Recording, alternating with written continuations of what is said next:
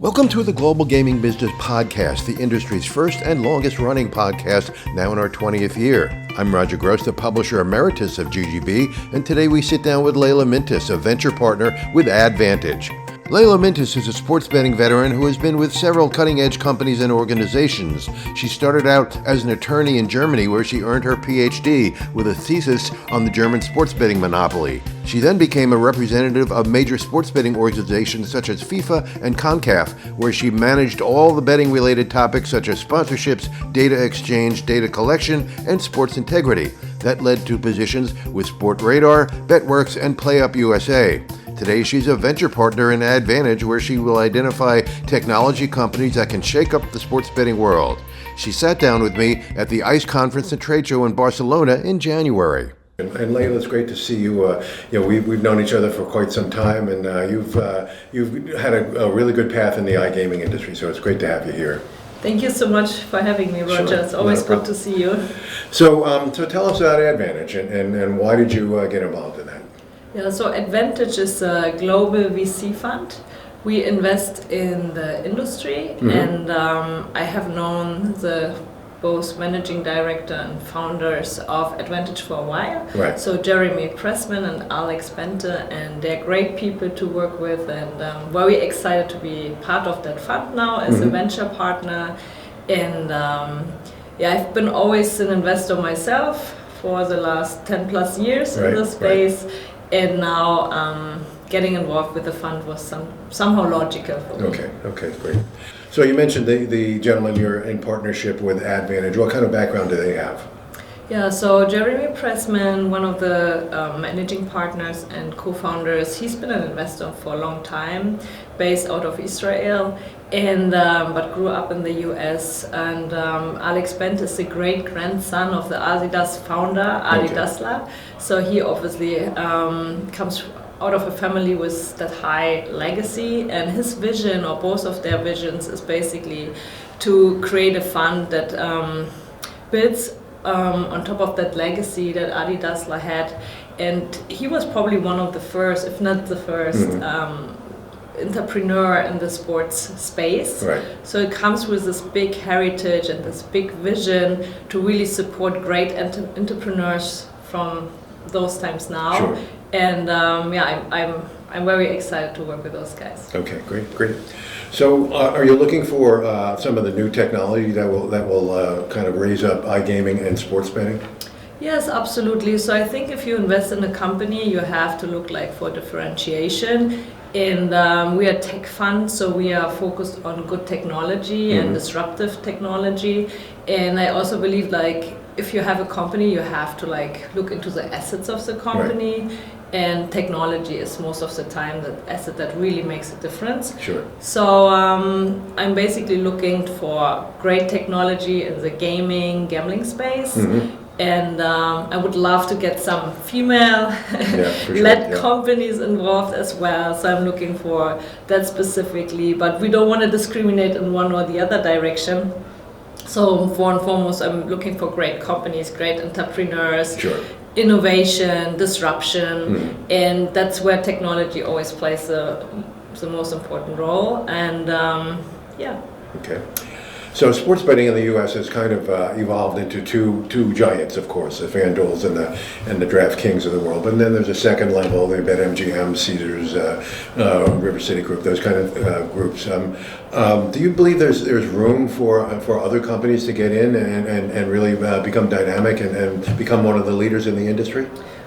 Yes, so the B2C space is super crowded, and it started off by companies from all over the world coming into the US, and now you had over the last couple of years a consolidation. A lot of companies left the US, obviously, and I believe we will see still a lot of development over the next coming years. We're not even close to having a mature market. Right. So we have FanDuel and DraftKings basically leading the race right now, but we have to see how long that will continue.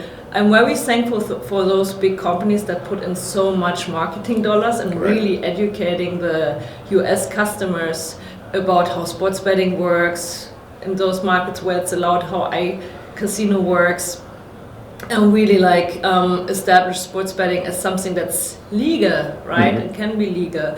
And if I think back before 2018, there was this big stigma around sports betting, and I think those companies have done a great job in like getting that stigma out of the US, if you will, and making sports betting something that's fan engagement, that's legal, that's something that you like to do, and I think we will see a lot of disruption. So if you look into the last couple of months, we had Robinhood that came out and basically said they're looking at the space and they might get into the space.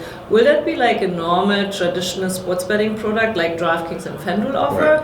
I don't believe so. I think that will probably look quite differently from what is in the market nowadays, which is good. And then you see also Crypto.com's announcement that they are looking into that space or getting into that space, which is a no-brainer from my perspective as well. If you look into those companies, they're both like multi-billion-dollar companies with a huge user base. And if you then compare that to the DraftKings and the FanDuels of the world, they're not seem to be too big anymore, right? So I think there's disruption coming. If a new sports betting brand that's just starting with no differentiation, I don't think they can compete with those established players. But we will see new players coming into the market, and it will be very interesting. Okay. So we're here at ICE, and as much as I think I know about the industry, I don't know half these companies here. There's all kinds of technology companies. Are you looking for somebody who's already established or somebody who's got a great new idea? We're looking at Series A investments, so usually those are companies that are like getting there, not very early stage in the seed rounds, but like a little bit over that have established product already. In a perfect scenario, they are having revenues already that are coming in. Obviously, as an investor, you not always expect the companies to be profitable, but at least to be revenue generating, and basically for them to use the funds that you give them to really scale up the business, and you want that rapid growth. So that's basically what we're looking for. So I'm specifically looking for tech that's innovative, great team, that sticks to compliance and has high values when it comes to integrity. And other than that, just a great management team and the vision to really scale the business. Okay. So when you look at what's happening now with the sweepstakes casinos out there, these prediction companies, I mean, those are kind of quasi-legal. I mean, would you consider something like that? If it passed all the compliance tests? So as a private investor, I would absolutely look into that and consider that. As a venture partner of a formal fund, VC fund, I think it's very important to make sure that all the shareholders that are included in that fund, that they are aware of the regulatory risk. I think it would be like blind to say there are no risk nowadays when it comes to those sweepstake casinos. But at the same time, I think it's a great opportunity. I mean, the sweepstakes or the sweepstake regulation has existed for decades, and I understand that the established players in the market, that they're not very happy about the rise of the sweepstakes. According to numbers that were published, they made like more than $2 billion last year alone in the US. So it's a huge and absolutely growing market, and that's why many established operators, traditional operators get annoyed about that. But that doesn't necessarily mean that they are illegal, right? And obviously, it's hard to say. Even the lawyers, they're not totally aligned on that. But as long as those sweepstakes operate within those regulations, it needs, from my perspective, it needs a change in the regulation, either on a state basis or on a federal basis, to really make them illegal. That's my point, basically. So yes, looking into that, but basically also monitoring the newest developments in that space carefully.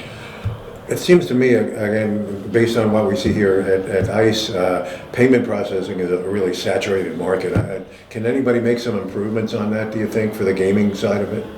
Oh, I think the payment market needs a lot of innovation and developments, and it's been like a really big pain point from an operator's perspective. Sure, right. So as a B2C operator, if you do sports betting, iGaming, sweep casinos or sweep products, it's been just one of the pain points. And yes, I think there's a lot of disruption and improvement needed. Okay. Also, there's technology now coming out to really weigh and treat responsible gaming. Is that something you'd be interested in if they came up with a really new way to approach responsible gaming online? I would love that. I think we do as an industry not enough in responsible gaming and also compliance and integrity. So I wish there were great companies. So if you know any, send them my way. Right. But certainly looking into that space. I think we in the US we regulated a lot through self-regulation, and I think we need to step up basically a little bit there. And I would love to see like great technology that can help improving that. Okay, great. So as fast as sports books rolled out in the United States, iGaming is a little bit slow. And so I think it's more to come, but how quickly do you think that's going to happen?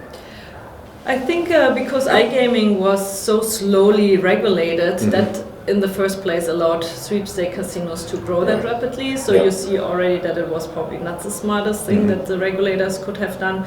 But I think we have 7 states right now that allow iCasino, and I don't see any big movements to get the other states rolling and regulation established. So I think it will be very slow. Yeah. Some might look into that now as they see how the sweepstake casinos are growing, and maybe that's a good way to eliminate them from their perspective. But I think it will be very slow. Okay. So you're also looking into other regions. I know Brazil just legalized sports betting. There's some other regions that are considering it. Certainly Asia is a wide open market at this point. Would you be looking at companies that would just be focused on those markets? Yeah, so we are a global fund. We invest globally.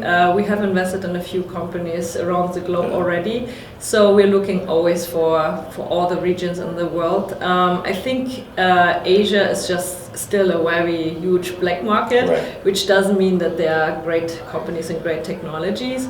But my focus is more, in comparison to that, more the Latin American market, with like Brazil being regulated and many other states countries as well. So it's a very interesting market for us as an investment fund.